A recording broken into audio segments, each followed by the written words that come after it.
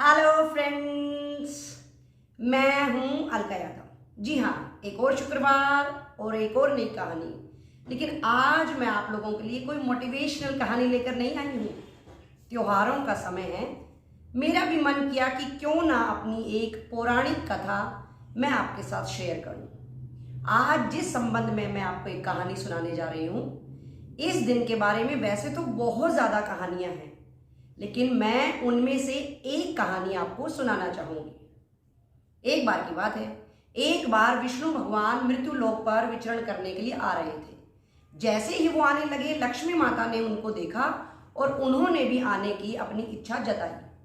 बार बार विष्णु भगवान मना करने लगे, लेकिन बार बार लक्ष्मी के मृत्यु लोक पर आने के आग्रह पर विष्णु भगवान ने कहा कि मैं एक ही शर्त पर तुम्हें वहां ले जा सकता हूं। अगर तुम वहां जाओगी तो तुम्हें मेरी सारी बातें माननी होगी।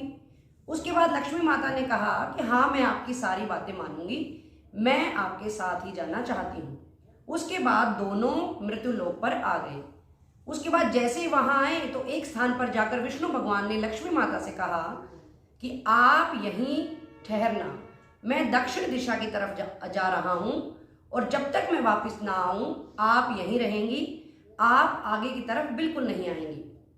उसके बाद लक्ष्मी माता ने हाँ बोल दिया और विष्णु भगवान दक्षिण दिशा की तरफ चले गए। इसके बाद बहुत देर समय बीत जाने के बाद लक्ष्मी माता के मन में ख्याल आने लगा कि ऐसा दक्षिण दिशा की तरफ क्या है जो विष्णु भगवान मुझे वहां नहीं लेकर गए हैं और अकेले ही वहां पर चले गए हैं। ऐसा दक्षिण दिशा का क्या रहस्य है? बार बार ऐसे ख्याल आने लगे तो लक्ष्मी माता ने भी आगे बढ़ना शुरू कर दिया। जैसे ही कुछ दूरी पर आगे लक्ष्मी माता जी गई तो वहां उन्होंने कुछ खेतों में सरसों के पीले पीले फूल खिले हुए देखे। माता को बहुत ही अच्छे लगे और वो उन फूलों को तोड़कर अपना श्रृंगार करने लगी। और जब श्रृंगार से मन भर गया तो थोड़ा और आगे चलने लगी और धीरे धीरे करके जब वो और आगे गई तो वहां उनको कुछ खेत दिखाई दिए जिनमें गन्ने दिखाई दे रहे थे। तो लक्ष्मी माता ने क्या किया कि वहां से गन्ने लिए और उनको वो चूसने लगी। और इसके कुछ समय के बाद ही विष्णु भगवान वहां पर आ गए और जैसे ही उन्होंने उस दिशा की ओर लक्ष्मी माता को आते हुए देखा, वहां पर खड़ा हुआ देखा, उनको बहुत ज्यादा क्रोध आ गया। उसके बाद विष्णु भगवान ने क्रोध में कहा कि मैंने आपको यहाँ आने के लिए मना किया था, आपने मेरी बात नहीं मानी है और मैं आपको श्राप देता हूं कि आप 12 साल तक इसी किसान की सेवा करती रहेंगी जिस किसान के खेत से आपने चोरी करी है। लक्ष्मी माता के बार बार मना करने पर भी, माफी मांगने पर भी विष्णु भगवान शांत नहीं हुए और वो विष्णु लोक को लौट गए और लक्ष्मी माता को किसान के घर पर ही छोड़ गए। उसके बाद धीरे धीरे दिन बीतने लगे।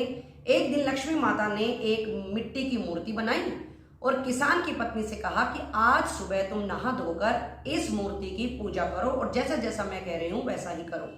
ठीक लक्ष्मी माता के कहे अनुसार किसान की पत्नी ने सब कुछ वैसे ही किया। उसने पूरी पूजा करी और उसके बाद अगले ही दिन किसान के घर में धन धान्य पूर्ण रूप से संपत्ति आ चुकी थी और किसान बहुत ही ज्यादा अच्छे से रहने लग गया था। इस तरह से धीरे धीरे 12 साल बीतते जा रहे थे और 12 साल बीतने तक किसान बहुत ही ज्यादा आराम से अपना जीवन जी रहा था। 12 साल पूर्ण हो चुके थे और एक दिन विष्णु भगवान लक्ष्मी माता को लेकर आए और उन्होंने लक्ष्मी माता को ले जाने के लिए कहा। जैसे ही ये बात किसान को पता चली, किसान लक्ष्मी माता को ले जाने से मना करने लगा।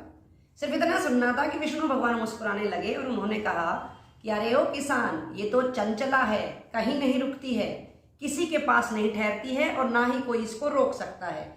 ये तो केवल और केवल मेरे श्राप के कारण यहाँ पर 12 सालों तक तुम्हारी सेवा करती रही। अब ये तुरंत ही यहाँ से प्रस्थान करेंगी।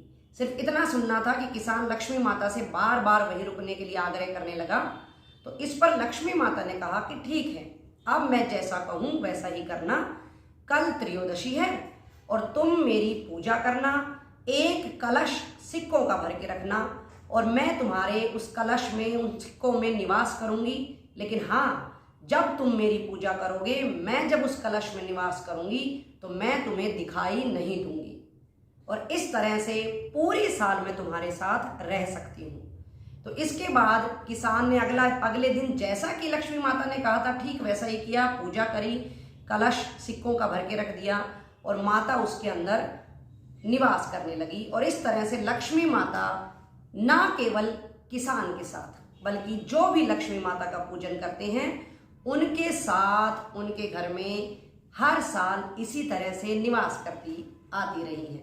तो देखा बच्चों और दोस्तों, जैसा कि कहानी शुरू करने से पहले ही मैंने आपको बताया था कि इस दिन के लिए बहुत सारी कहानियां प्रसिद्ध हैं, लेकिन मेरा मन था कि मैं आप सबसे इस कहानी को साझा करूं। तो इसी दिन से हर साल हमारे देश में धनतेरस बहुत ही अच्छे एक उत्सव के रूप में मनाया जाने लगा। हर साल आप सब भी धनतेरस को मनाते आ रहे हैं, मैं भी मनाती आ रही हूँ। और इस दिन भगवान धन्वंतरी और लक्ष्मी माता की पूजा की जाती है ताकि सबके घर में धन धान्य संपत्ति सब कुछ विद्यमान रहे।